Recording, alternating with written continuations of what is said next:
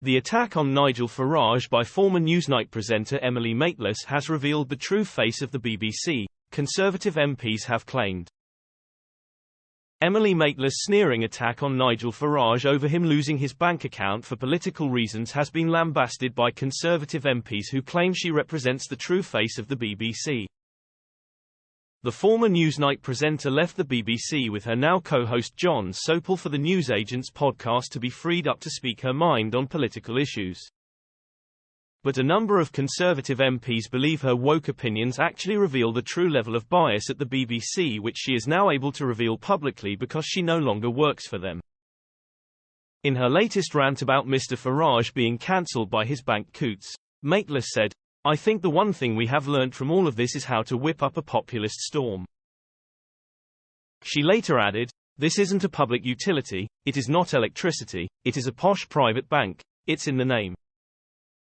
The power of the populist is to turn utter entitlement into victimhood.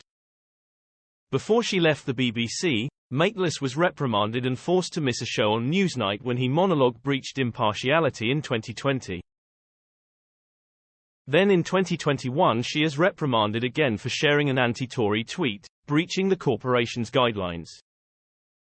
But Conservative MPs have said that her latest rant shows that presenters and reporters at the corporation always had a bias which influenced their reporting.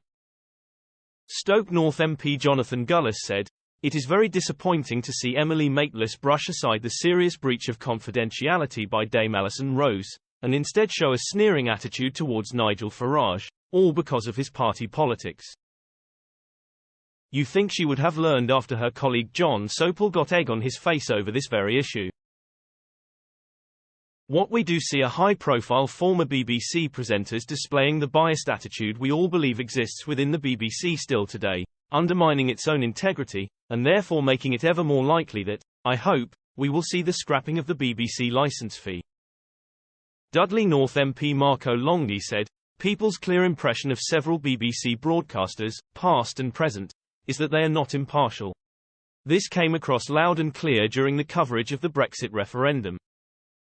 It's their pretense of impartiality and the corporation's defense of their stance that really upsets people because it takes them for fools, as if it isn't all so obvious.